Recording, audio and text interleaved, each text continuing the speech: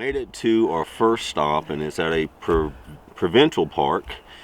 And we traveled across the border, and what was the name of that border town? Sumas is where we came across. Sumas.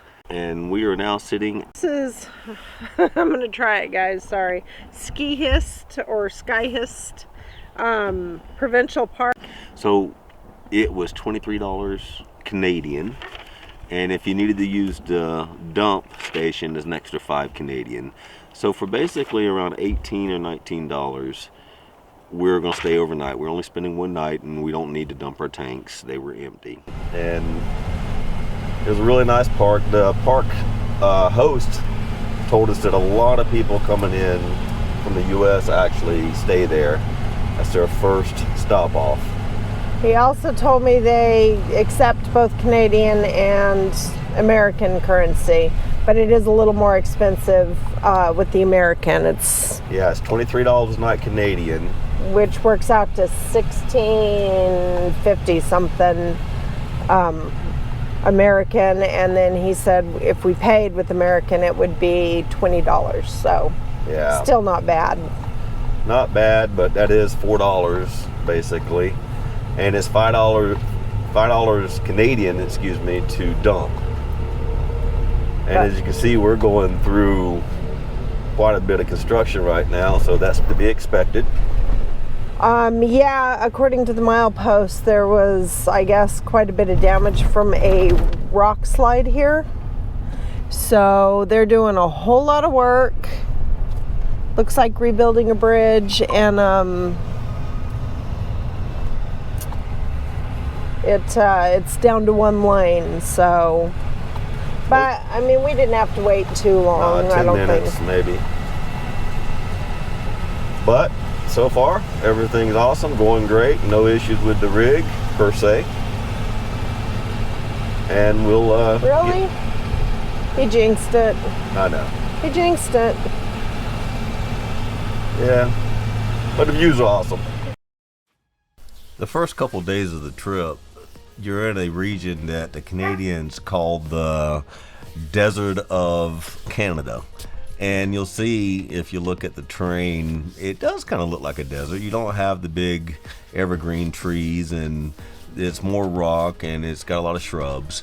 But if you pay attention to the milepost and to the turn-off signs in the parks, there are some little, jewels in the rough there, and we're fixing to look at one. This is a waterfall that Laura found in the milepost, and it was a pretty awesome little stop, and it was actually at a pullout. You notice there is no dedicated entrance or exit, so that is a pullout.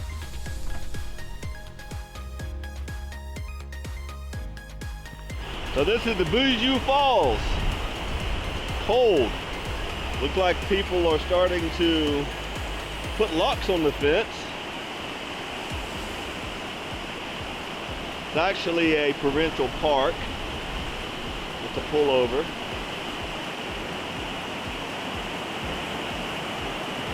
It is beautiful. This is our first stop.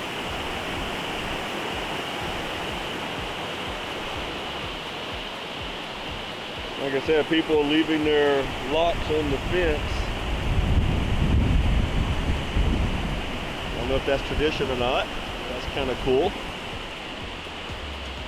And there are the girls. If you have a fifth wheel, it's too small, but there is a pullover on the opposite side of the road you can walk to, and there are restrooms here.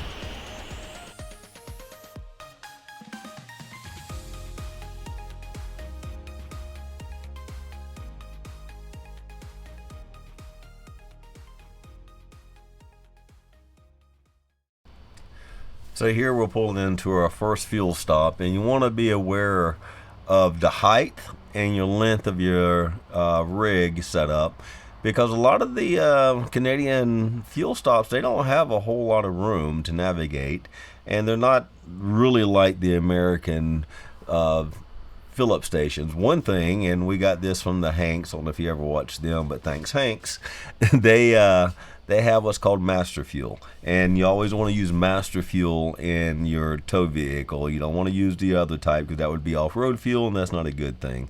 So just be aware of that. But we're coming into Dawson City here in about Dawson Creek. Dawson Creek. And I say that because there actually is a Dawson City. Oh. In about 2.5 miles. I think we're staying at the Mile Zero RV Park. Mile Zero RV Park. Yep. And I just called in and got the reservation last night, so don't get to pick our spot or anything. I told them we had a 50-foot total rig, so we're gonna hope for the best. I think there's a Wally World here, Walmart, so yeah, we're gonna do a final stocking up because we need to buy some chicken and some eggs. Yeah.